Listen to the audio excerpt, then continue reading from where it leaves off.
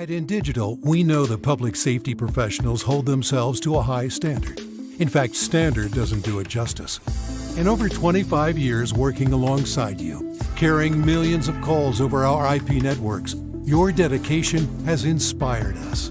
That's why our ESI Net goes beyond industry standards, not only I3 compliant, but designed to adapt to future development for a network you can count on when it matters most. Learn more at indigital.net. August 24th, 2016, the I Am 911 movement is born. One of my personal stories set the tone for this movement. What started out as a way to raise awareness for the reclassification issue for dispatchers quickly turned into peer support. 911 professionals from all over the world were sharing their stories. On Facebook alone, at that time, the engagements were over 34 million. It spawned a peer support session at conferences called Imagine Listening, where dispatchers shared their stories out loud or on paper. For years, I have been asked if this would ever become a book, coming June 2023, and available now for pre-order on Amazon and Barnes & Noble. From Titletown Publishing, Imagine Listening, Your Worst Day is Our Everyday. If Within the Trenches has ever taught you something, open your eyes to what it is like to be a 911 dispatcher, or has inspired you to become one, then help support us and join our Patreon. Get exclusive bonus content, one-of-a-kind swag, discounts on merchandise, ad-free early access to new episodes, and much more. To join, please visit patreon.com/WTT podcast. And if you're an industry partner, we have something for you as well. And now, for the show. This is Jordan, and you're listening to the Code 7 Podcast Network.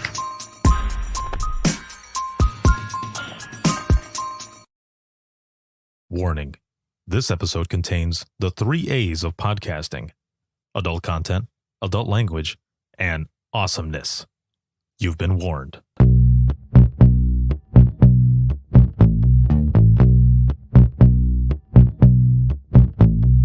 Welcome to Within the Trenches, true stories from the 911 dispatchers who live them.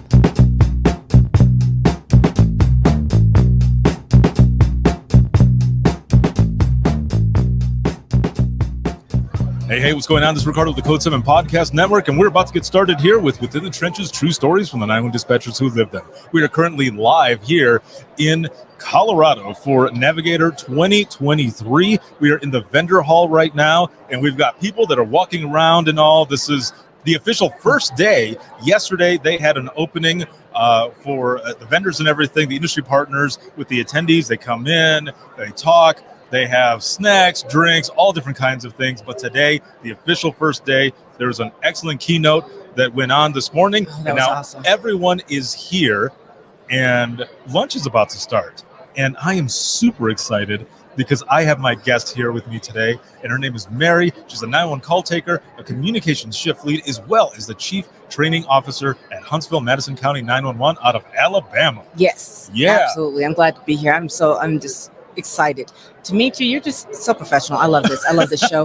Thank you. I appreciate that. So really quick, because I heard your response about the keynote speaker, how was the keynote speaker? Tell me, please. Oh my gosh. He he's military. He's grounded in the Army. He was injured. Just him coming back and knowing that there was family around him, there's people around him. At first he felt alone, but then he realized that he could go ahead and come out with his story and he would affect others, just making people stand up and realize this is not the end. And he had a horrible injury, it was just, he has a book. I can't think of the name of it right now. It's in my notes. Yeah. But he was just wonderful. I want to say J.R. Martinez. Is that correct? So, and I'm like, okay. Yeah, we have the same last name. We're not related. Not related, we have the same but it was wonderful. Name. He's a wonderful speaker. He really got a lot of energy going, and he was able to just really affect, especially with him talking about calling 911 when he was 5 and 6 because his mother had a lot of abusive relationships growing while he was growing up. Wow. And him having to hide in a closet and just call 911 knowing that we had his back. That was just really, really just forceful because it's good to hear from people that you actually have to talk to. Right. Yeah. And to have that appreciation for the profession and the job that everyone does in 911, that's huge. Yes, his thank you was very well much appreciated. I just want to say thank you to him for just continuing to call us, knowing that we can do something for him and get people to him to help him. So first responders, they're needed. Definitely, we're always needed. Wow, that is amazing. And is this your first time here at the Navigator Conference? Yes, this one it is. I went to Orange Beach, Perdido, Yes. to the NINA conference there. So I've been there a couple of times, and I've gone to classes, but I have not actually been to the Navigator. And oh my gosh, over 16,000 people here. Just that's the attendee rate. That's awesome. This is what the second, he said, highest attendance record here. That's awesome. I'm glad to be a part of it. And we had one of our dispatchers, Tanaya Skinner. But she was on the board. She was a nominee for Dispatcher of the Year, and that's a wonderful. She was in a huge. I can't even think. Just to be in with so many people who deserved everything and having to listen to some of the calls. Oh, yeah, because they played them all, right? They played the Dispatcher of the Year. His was wonderful, and just he kept us cool, like we should always do. Right. But it's still, we're still people inside, and that still affects us whether we say it or not. Sometimes I think when people listen to our calls, they think, "Wow, how cold do they sound?" Like they just is it not affecting them? Do they not care? But yeah, we care, but we just can't have it played out all over and affect the caller even more. So that we have to keep that restriction to ourselves. And I think people think that as uncaring, but we have our empathy. We just have to keep it kind of close. Yeah, and I think that's one of the things too that a lot of people don't understand is that we have to stay professional, calm, cool, and collected. Yes. There's some times where emotion will come out, right? Yes. However, it's not there. That's why sometimes when something happens and it's in the news and you listen to that audio, kind of like you're saying, that sometimes we sound cold. Yes. But that's not what it is. We're staying level-headed, but in the back of our minds, we're freaking out with you. Yeah, because that sticks with us. I mean, your hands go cold, your heart's starting to beat a little bit, but that if I freak out, then the caller is going to freak out even more. Like, wait, why are you panicking? I'm panicking. Why are you panicking? Right. So I need to calm that down. Yeah. Get that in hold. It's the fact that the other thing that people don't understand is just a switch in our voice tone, whether it goes higher or lower or whatever, what's wrong? You're saying, can freak out the caller. Yes, definitely. So we definitely have to, we train with that and we talk about that. But some people, have a naturally emotional voice, but that doesn't always work. I mean, you can choose to let it out when you're talking to a little kid and you're trying to be more comforting maybe.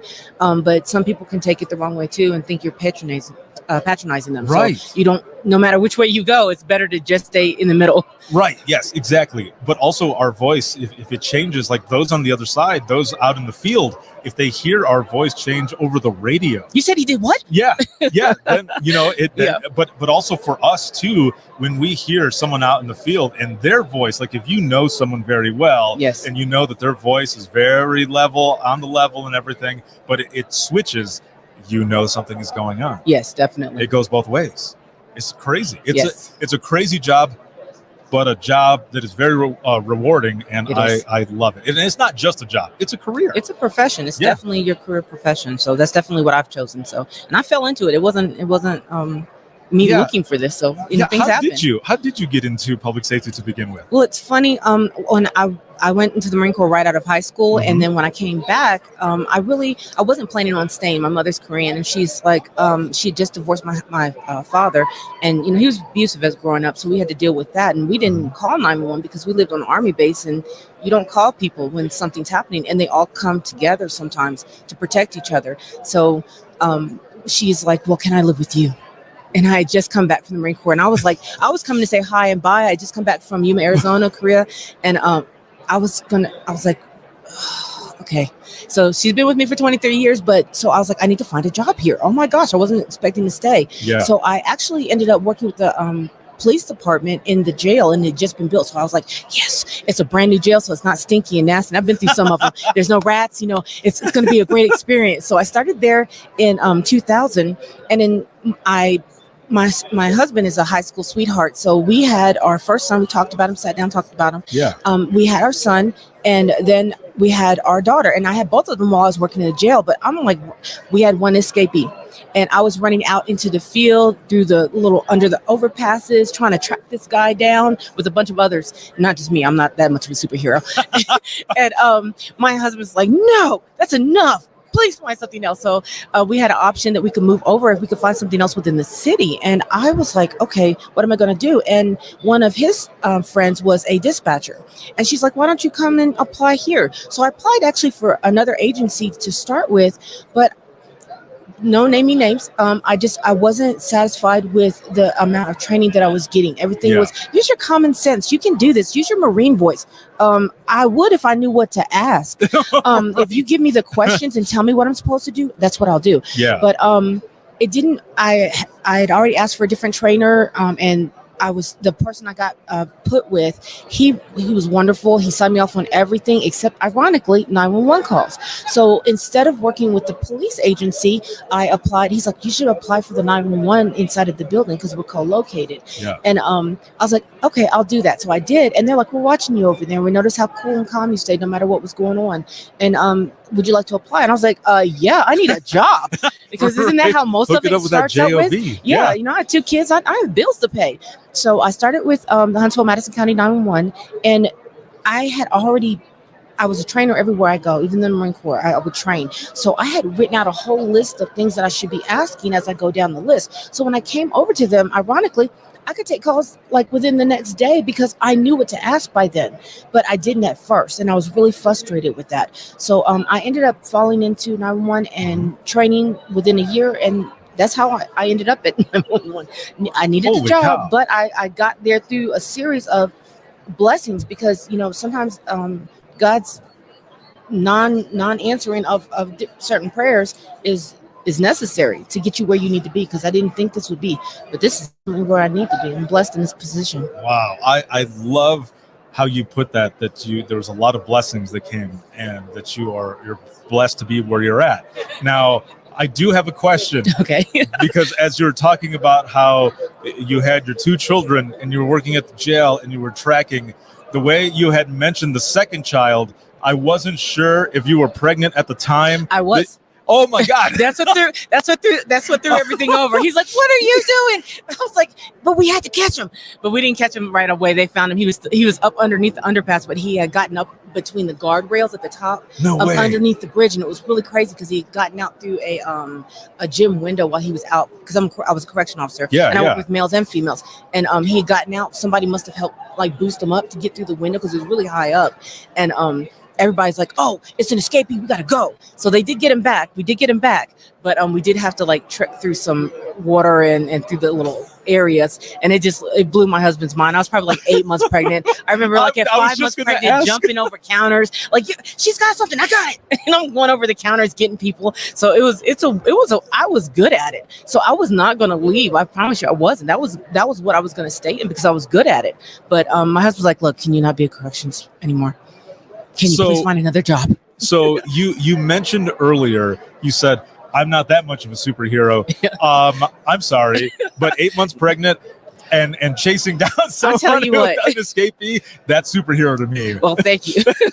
My kids I pay for it, my second child. Yeah. My second child. It's like, this is what you get for running. This is what you get. This is what you get. Oh, that is amazing. OG. Okay, so you end up going through all of this. Did you have a chance to do like a sit-along or anything like that? Or did you kind of have, some of that experience already because of the corrections position that you had as well already? Well, I stayed there for 6 years. So I had some experience, obviously working with the police departments, but I hadn't had a sit-along yet. And I have a funny story about that because it's weird. But actually, when I got to 911, they were very invested in giving us training and making sure that we move forward. And several years ago, around 2014, 2015, we started with the EPD process with the priority dispatch. And that's been a wonderful thing because that's exactly what I wanted. I want to know if this happens here, then I can turn around and go to this set of questioning. And even if I've been there for 5 months or I've been there for 20 years, we all sound professional and not like a newbie on the phone talking to somebody who's got somebody with a gun to their head and they've already been shot once. What do I do with that? Right. Oh my gosh, and I've only been here for 3 weeks and this is my first call. So it was really important for me. So I got a lot of that. But I started with the 911 center and they gave me a ride along with the sheriff's department. Okay, so the look on your face says it all. it should. We have 8 agencies and we're co-located, so we don't we don't work for them. We work for our own agency. And I sat that night and I got into the vehicle. I sat there through their roll call and everything, and this was years ago. So we're driving through. They already know who I am because of where I worked at the jail and everything. So we're driving through, and suddenly he's a SWAT member. Didn't know that. As we're going, they call out SWAT. There's a guy who's holding his older girlfriend. He's like 16. She's like 32, something like that. And he's holding her hostage because he doesn't want her to break up with him. So we go screaming out to the country because it's out there, way out there in the county. Yeah. And we get out of the vehicle. We're parked on a dirt road, and there's all these other people, and we're like there's a huge ditch sitting right behind the house, so they're all gathering and everything. There's like 20, 30 of them, and or as many as they could get. To me, it looked like 20 or 30. It might have only been 5. I don't know. But so I get out the car with them because I don't want to get stuck. I'm like, oh, do I get to go closer to the scene? Yes. So as we get out, he looks at me and goes, "Hey," and throws me his keys. Park the car. He's like, "There's a shotgun back there." It's like, Wait, what? He's like, I'm staying with the car. What? So I stayed with the car, and I pulled over to the side, and then other people started throwing me their keys. I'm like, what am I now? What? I'm a valet now? Jeez, Yeah. Come on. Yes, So that's what you were doing. That's what I was doing. So I parked like 2 or 3 sheriff's cars. It was funny, but then you would think it would be even more, but I just sat there and I was like, okay, now it's just taking a long time and I'm getting tired. Oh, I'm not going to say I fell asleep, Yes. but it was a quiet few minutes. Just saying, it was quiet. And finally, the kid gave up and he came out. And luckily, no shots were fired. Because I'm like, "Where's the shotgun? I need to check it out." And I'm like, maybe I should like woo woo. Yes. Like yeah. start flicking. I got all these little buttons and everything. And I was like, oh my gosh, I'm gonna push some stuff, but I didn't because I didn't want anybody to get hurt. And it ended well, so that was fine. That's fine. Everything happened. It was fine. But that was my weirdest ride along. Holy type of moly! call. So, out of all of the episodes that I've recorded, there has not been another person who has had a ride along that's similar to like the kind that I've had in my past. So, Oh wow. yeah. So I had something similar. So one of my first ride-alongs was with a state trooper. He was a canine trooper. Oh wow. And Was the canine?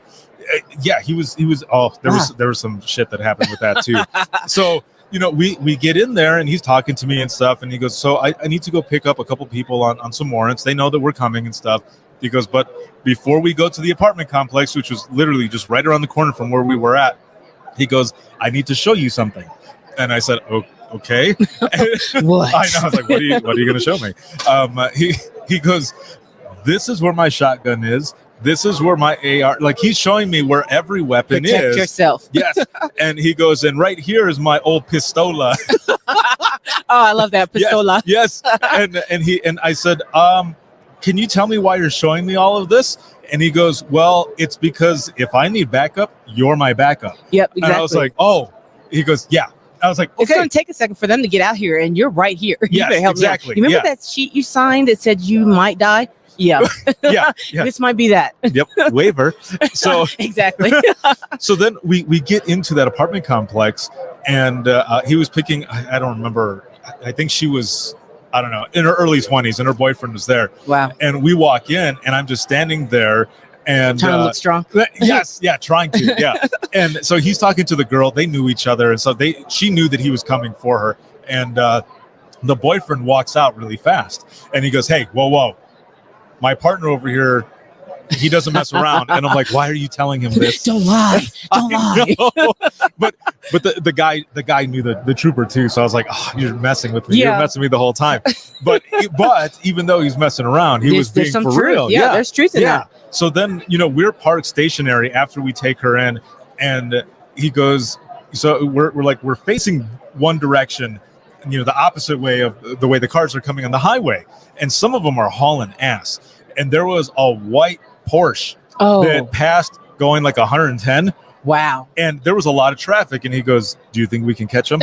And I No. said, I don't know, but I think you're going to try. And Wow. he whips it around, and we caught the person. Oh my gosh. It was the most fun thing. But at the end, he's talking to me about a couple things. Yes, exactly.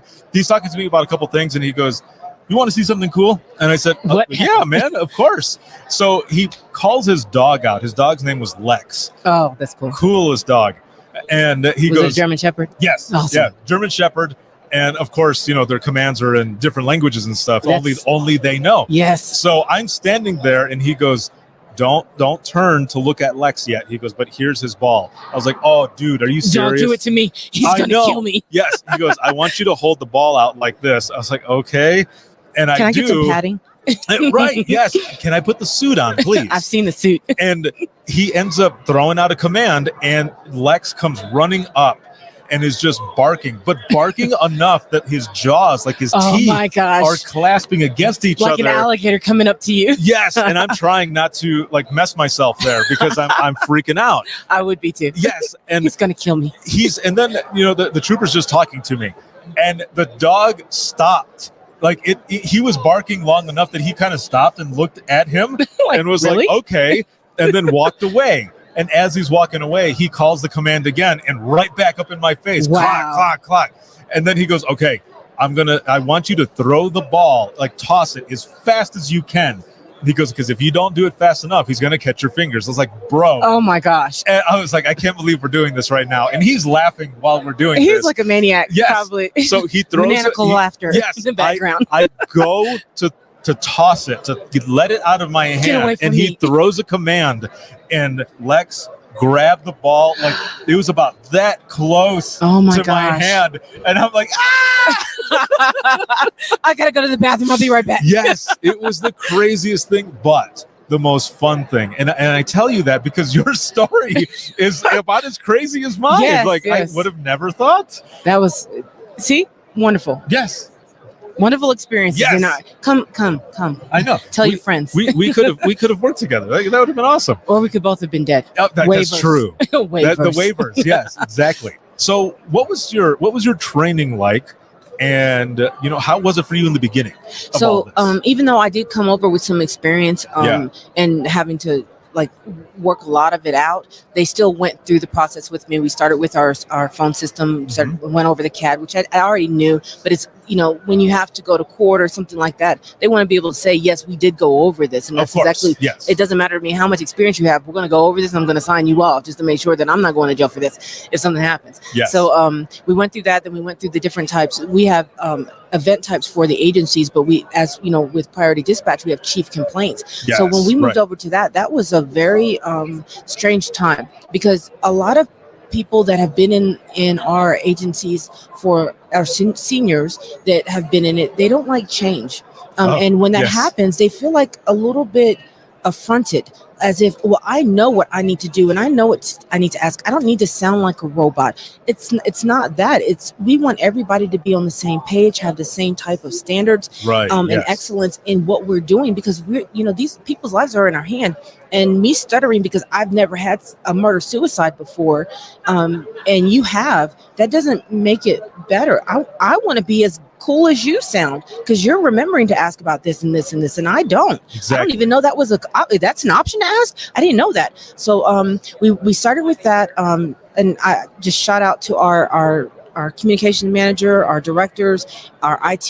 They all had to work really hard, but our people, our dispatchers, they really are the ones that had to go in, use this material, go through the process, and continually make it better by going all of these practice runs, going with the priority dispatch. So no, we don't sound mechanical, and we are asking questions, but each of them are very, very necessary, and they're already situated so that if you are on the scene, it's going to ask questions for on the scene, and if it's someone leaving, they're going to ask questions about them leaving, and Right. it's not going to waste time. Yes. And that's something that not everybody likes, and that's okay, because that's why we have a vendor hall here, and there's so many exhibits, and there's so many different type of technology.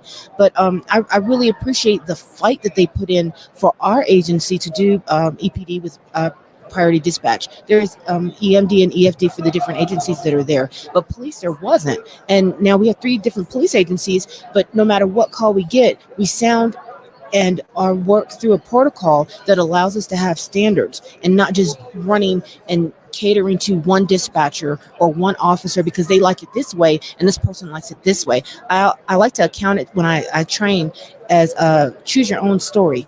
book. Have you ever seen those? Yes, I love that. You're Yeah. going through this, and the person's just talking about a disturbance. This person's in my face yelling. You don't know what's going on, and suddenly, well, it's my husband, but he's nothing to me. Okay, wait. I'm shunting that to a domestic, and I'm going to ask all the appropriate questions from there. Right. And that's what you need. So Yeah. I get to choose which way I go. And it makes us just sound just professional. And I love that. I really do. So just a lot of shout out to everybody who had to work for that, because we lost some people over that. They're just, I'm going to do it. And some tried and they couldn't do it, so I like sounding professional. Hey, I don't sound I'm all professional about here, that. obviously. No, This is you my you first no, time you do. today, but No, this is good. Wonderful. This is wonderful. Yeah. Was there anything when you had gotten started that so two things here. Was there ever a moment where you kind of felt overwhelmed, but also was there anything that surprised you about the profession? The amount of butt dials. That's what surprises me. How many people will call and just, oh, I'm sorry, or they argue with you. I didn't call you. Yeah. I just hit redial. And I say that all the time. I'm just like, I just hit redial. You did call me. I'm putting you on the spot. Yes. But that's surprising how many people just don't know what we do, and especially, and a lot of people have misconceptions of who we are because of what they see on TV. So when in our agency, because we're co-located, we're not we don't dispatch. So we dispatch to dispatchers. That's how I had to get comfortable with that word dispatcher, because I'm a telecommunicator. I take calls. I call take, and they're like, well, do you dispatch? And I really had to dig down deep to get comfortable with that word, because I felt like, well, I'm not telling an officer where to go. I'm not telling an ambulance where to go. But in reality, I am. I'm telling their dispatcher to tell them where to go. There you go. That's what I like. Boom. So, and that's how I learned and got that. Mic drop. So how about so you've been doing this for about 17 years now, Yes. right? It's gonna be 17 years May in 31st. Yep. So that is awesome. Yes. Congratulations. To retirement. Very well. What about some of your earlier calls? Ooh, wow. Everything doesn't always turn out all right. And we don't always know the end of the story. So some of the things, that you have, people always say, well, what's your worst call? And it's kind of like, what's your worst trauma? What was that? So and that's true, because you're having to dig deep. And it's funny, because when as I'm training, I come up with a bunch of different stories. Yeah. But when I'm just sitting here, I'm blank. Like I can't think of things. But there's one that kind of threw me a little bit, because I had higher expectations for the responders on scene, and they're not our responders. So they won't always do what you think they'll do, because you see they'll kick in the door for a warrant, a felony warrant or something, and then sometimes they don't open the door at all when you think they should. So I had a call, and it was a young lady, and she had brittle bone disease, and this was very, very early on. Wow. And she's like, my father's here, he's beating myself and my sister, he's already broken several of my bones, he threw me down the stairs, and I'm really hurt. And I got the information that I needed to do, and I transferred her to the ambulance service to let them give her any type of instructions that they could. Well, the responders showed up. Now, this is how we work. Once you get off that call, you're off that call, and you think, oh no, I'm going to think about that call all night. No, you don't. You got 5 other calls coming in, and by the time you hit that 5th call, you've already forgotten what that heart-rending call was, because you had so many other ones coming in. Yes. Now you're going to come back to it, but just right then and there, it's just not going to be there. So I went through the rest of the night, and I was like, man, that's horrible. But it was toward the end of my shift, so I left for the night, and I was working night shift. I worked 10 and a half years on night shift. So I understand. And then I've been on days since, wow. So you don't like night shift? I love night shift, but having 2 young kids and working a full-time job, that was horrible. It's like I woke up. I got you. But so I came in the next day, and our communication manager walks up and says, hey, do you remember that call that you got, where the girl was hurt? I was like, yeah. Oh, well, yeah, what happened? Well, her father called this morning and said, come pick her body up. I killed her. And I'm like, oh my are Lord. you serious? Where was where was the SWAT team? Where was the kick in the door? Why didn't you go in there and help this girl? She obviously was hurt. Obviously.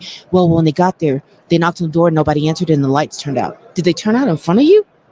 Could you not kick that door in? That's a call that will always stick with me and reflect, because I reflect on that just because I have to learn to let things go, or it will just eat me up, because I was supposed to be a helper for her, and I'm not Mr. Rogers, look for the helpers in the neighborhood. But Right. I was supposed to be, and I felt that I was getting help to her, and I wondered how long she laid on that floor broken and just hurt, waiting for responders and help. So that's a hard call that I Right. remember. But there's a funnier call that there's some people they had just bought this house, Mhm. and they were in the house and they just kept seeing things moved around, and they're like, something's wrong. Like, food's missing. We're seeing things move. Like, what's going on? Somebody's sneaking into our house. Well, one day they hear stuff upstairs in the attic, and it's just close enough so they get a chair. The husband stands on the chair. He takes his phone. He lifts it up inside the ceiling attic area, and he takes a quick picture and pulls it down. And there's like 4 people staring at him. 'Cause What? Yes, I was, and when they explained it to me, it's kind of like when they call and tell you somebody's car has been found, all the wheels are gone, and they're on bricks. It happens. It really does. I had that call last week. So What? they steal all the tires and they put it on bricks. It happens. So Wow. yeah, just staring at them, and it was old homeowners that knew that there was another outside entrance that they could come in, a little door that went, and the new owners didn't know about it yet. So they were coming in, and when they would leave, they would all drop down and get food and take showers. And oh my gosh, that. Could you Holy- imagine? No, I can't imagine that. Imagine listening to Yes, that. imagine listening to that. Oh my God. And I got my That is t-shirt, just- y'all. I got my t-shirt. Show them the t-shirt. I want you to show them the t-shirt. I got my Imagine Listening t-shirt yesterday. Awesome. I had to track them down. Yeah. I went to Miss Sarah with a 911 Wonder. Yes. Did I say that right? 911 Wonder Women. 911 Wonder Woman. And I was like, Sarah, where's Ricardo? I've got to get him. I need that t-shirt. And she's like, he's 2 over. I'm like, I'm going. Oh man. Okay, so I'm gonna have to take this piece out and put it in for the open mic episodes that I do too, because Okay. that is definitely the type of thing that I can't even imagine that, being the homeowner and taking a No. picture and then seeing Like people's 4 people faces there. staring down. Right, that's like something you would This is see when you were in like, the- send me the text. I need that photo. Now we have texting, and we can receive the photos and videos, which I Yes. really don't want to watch a lot of them. I'm like, I'll just send this to the police agency it belongs to. They can look at it because it might be someone's butt or something else. right, But yeah. I would have liked to have seen that picture. Like, come on, send it to me. I think it was a year or two ago. There was a story that was similar where this family had just bought this house, Mhm. and they started noticing that like a lot of their snacks were missing and stuff. And what they found was a hidden passage Oh, that went to almost like the middle of the house.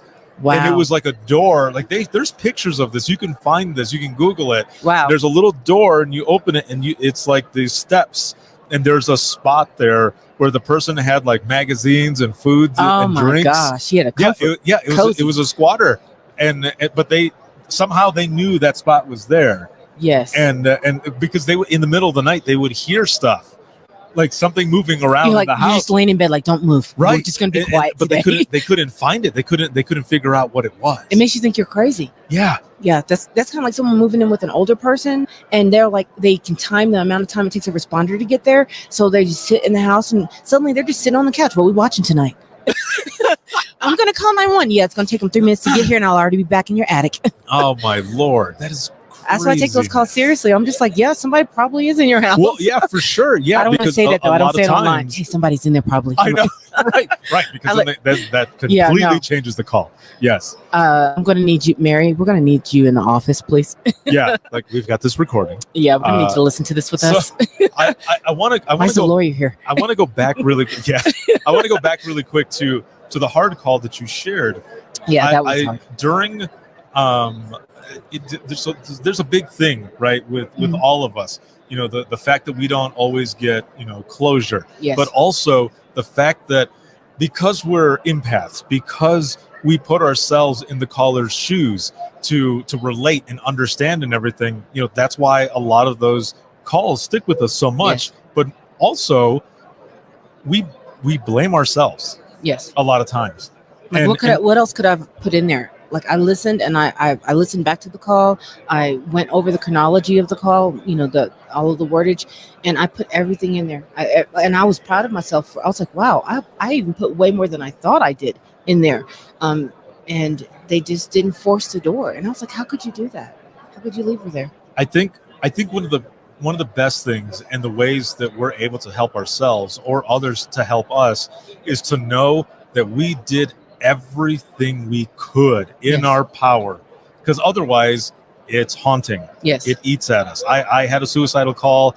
It was the last week that I was dispatching, and it felt like, the way I've been explaining it is, if we were in a gang, like dispatch was a gang, I was getting beat out of the gang because it felt like the dispatch gods were just completely giving me every shit call that you could think of. Yeah. And on the way out is the way it was. So there was this call that came in, and I had to make sure that I had done everything I could have. Yes. And once I spent 30 minutes mapping out how far this person was from the house to where they crashed their car into a tree. Oh, wow. And I was trying to call them, and, you know, just like you, I was going through, what if I changed my questioning? What if I would have done this? What if I would have done this? Yeah. But after all that, I realized there was nothing else I could do. And I was finally able to feel better about it. But during those 30 minutes, it was eating at me. Yeah. I had a call like that too. The person was suicidal. He had a gun. He was standing outside by an interstate. And he's like, I want someone to find the gun before a kid does, because it's going to be, school's going to be letting out soon. I talked to him about, well, what about your job? I just lost it. What about an apartment? Do you have an animal, an apartment? Do you have a pet? The pet died. I lost the apartment. I got kicked out. I was like, oh my gosh, everything I threw at this guy. He's like, no, it's all gone. What about your family? I don't have any family here. They don't talk to me. I was like, oh my gosh, this guy's going to kill himself for me. And I'm trying. I really am trying. I'm trying to think. And this is before we had EPD. Both of these calls were before EPD. And I was really trying to connect. That's what I was trying to do. Just like, do you have a pet? You don't want to leave your pet. That was one of the things they tell you in some of the suicide classes. Talk about, the smaller things. Who's going to feed your dog? Who's going to feed your cat? Stuff like that. Everything was bad. And then suddenly I'm just like, what was your last job? Well, I got fired. I know. Just tell me your last job. So at least they could get some information off this person if they find his body. And of course, he shot himself. He's like, okay, I'm done. I'm done. I just want you to find my body. And boom. And that was it. With you on the phone? Yeah. So you're just, but I did everything I could do, So, and I felt that. And I was like, look, I tried. I even tried for the dog. Come on. Right. Dude, work with me here. Everything was bad. And some people's lives are that horrible. They get kicked out. They don't have family. They have drug abuse. They don't even have a pet to come to. Even having a small cat or something. I have rabbits. I love my rabbits. Our daughter got us into that. But even that, sometimes you can't find something that can grab them to hold them to this world, and you've got to let it go. So like that one I can remember and I can talk about, because I absolutely tried to feed my way in any possible way, and it just didn't work. And they didn't get there before he could pull the trigger. Wow. So, and that's what you're working for too. You're working for time, because if they have a weapon to them and they're trying to do it, you're not going to hang up with them. You're going to stay on the line with them until they get there to responders. I'm like, just, stay with me. Just talk to me. I'm just trying to get some information. But they didn't get there in enough time, and I didn't have any type of pull with him. So sometimes that happens. Wow. Yeah, that is definitely something that happens. And sometimes they'll stick with us. Yeah. And the good thing, though, is like conversations like this are very important. And for others in our profession to be able to hear this, those who are out in the field to be able to hear this so they understand more, but also to bridge that gap, not just with other agencies, other field responders, other disciplines of public safety, but also the public, so that if they're calling 911 and they're getting put on hold, they know why, because their emergency isn't the only emergency that's going on. There are many emergencies, and depending on the center, however many people are working, I mean, there might be just one person, right, that's working for 8 or 12 hours that's answering every single call that's coming in. And that's for the other agencies. For 911, for us, we try to have at least 3 people on one shift, 2 at the most. And COVID, that hit everybody hard. We lost a lot of people with that, and just sometimes one person definitely. And you're just like, all of the hang-up calls, when one person sees a fire, they're sitting next to somebody in the car. Hey, you calling 911? Yeah, me too.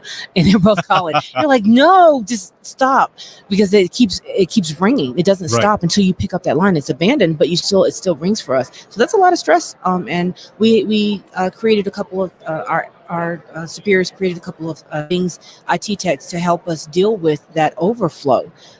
So that really helped. And the other agencies, when they can, and I understand when you're dispatching and you've got police officers or you've got ambulance or fire trucks, you've got a dispatcher, you're not going to pick up a 911 call. You never know what you're going to get. Right. And that's exactly why a lot of you're co-located with other agents. You ask, hey, can you pick up calls if there is an overflow type of situation? And they're like, yeah, that's one of our only requests that we ask. But that's not possible at all times. And I understand that. So, and we try to work with everybody, just because everybody has different growing ups in the agencies that they work with, or even when they transfer from one agency to another. Doesn't make that agency bad. It just means it wasn't worth working for you for a reason. Right. And that's why I was glad for the opportunity to transfer from one to another, because I wouldn't have even known about 911 if I hadn't started with another agency. So it worked out really well. And, I think we try our best if people, keep attitudes down, and let's not, because that makes people leave, when people, when they have to, it's not even the public. It's when you have to deal with other people that have bad attitudes. Sometimes that can really, like, just other agencies and stuff. Like if they have bad attitudes and they come at you and you're having to deal with the public, that's a lot. That can cause a lot of people to leave. So it's a hard thing, but I mean, you've been doing this for a long time. Yes. And I want to mention that back in 2018, you were the 911 Dispatcher of the Year out of Alabama. It was at the Gulf Coast Conference. Alabama, Yes. Nina, they have this conference out there. We had met there, actually. Yes, I had tracked him down there too. Yes. This episode is 5 years in the making. Yes. Because we were trying to get together to do this episode, and we finally have the chance, and we're doing it now. And I love that we're finally able to do this. This has been so great. But also, how did the whole Dispatcher of the Year thing come about? Because you said you had you weren't even expecting it. It was, I really want. I need to see the paperwork that they submitted. I'm not sure, but our communicate. Can I mention our people's name? Of course. Well, yes. We have a communication manager, Brenda. Chris Tucker's our director. Ernie is over all of us. Ernie Blair, and they are just a phenomenal team. We always can work. Everybody can be better. No one's perfect. Right. But they really believed in who I was and what I wanted to provide to our agency, as in training and trying to do the best that I could, and not let any past issues stop me from moving forward. So they really accepted what I could do. They saw that I really had a passion for wanting to do this and to train this, because I always feel like if I'm training, when I stand up, whoever sits next to me or next to you should be able to train, because I've given you everything. There's no hidden secrets, no little computer tricks, anything like that. So the type of calls that I took, just the dedication to the agency, just wanting us all to succeed, because they want us to succeed. Right. Our IT, they never get enough. They never get Mac. They never get enough. What is it? Accolades. I want to say accolades. Kudos. Kudos. Thank you. Yeah. So Mac, credit. Chad, Unyoung, Kirsty. Oh my. We have a mapping GIS. She is a phenom. She really is. But for me, I just think they believed in me enough to write my recommendation up, which I still need to see. If you're watching this, come on. I'd still like to see. But they just believed in me enough, and they believe in all of us. They really do. They want us to succeed. They want us to get better. They send us to these conferences. They send us to training. And of course, now we have the House Bill 414 turned into Act 22. I want to say it's 238 or 214. Alabama Governor Ivey signed it in, and now Alabama is recognized as first responders, and it goes state by state. But I mean, you've been running the Hill for going to the Hill for 911.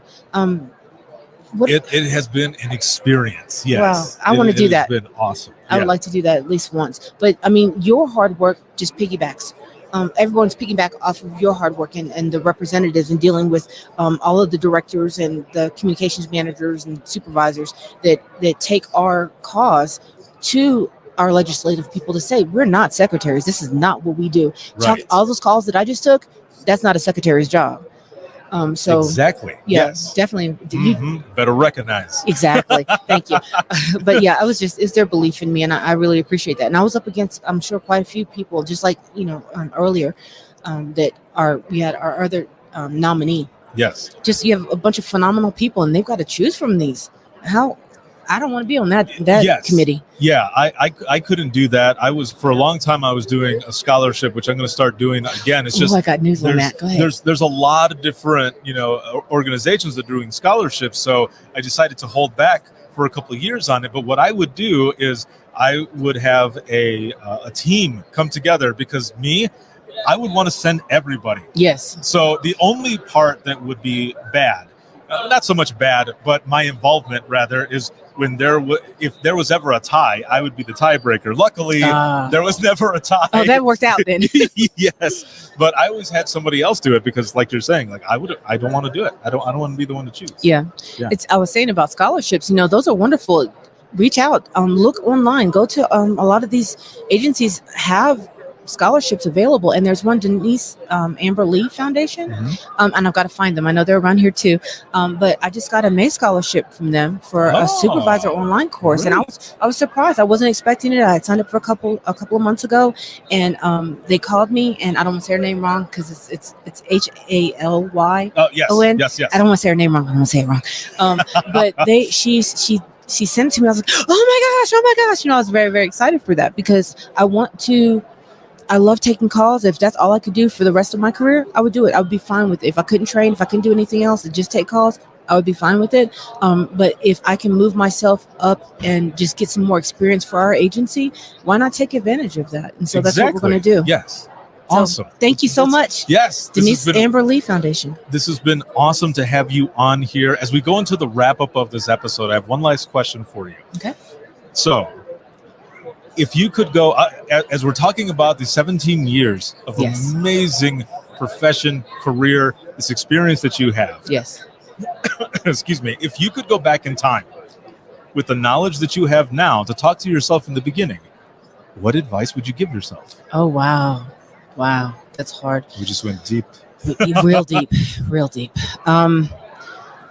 One, I would just say, you're going to get a lot of hard calls in your life, and you're gonna get through them, and you're not gonna blame yourself as much as you think. It's gonna come off. Once you get through realizing you did everything you could. I would suggest, which I did at the beginning, but I would suggest pushing more for a standardized protocol, because that's what I think we need in all agencies, just to have that. Not everybody agrees, and that's okay. Don't yell at me. I don't need any comments.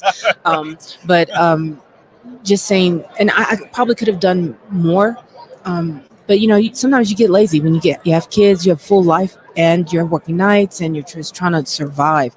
I think like 6 years in is when I kind of like woke up, and I'm like, oh my gosh, I'm awake, and I can do more things. So, and that's when I really started pushing to ask to be communication shift lead and stuff like that. So just saying, there's a lot more out there, and if you actually look and ask to be given that training, most agencies are going to give it to you. And I wish I'd asked for probably even more training.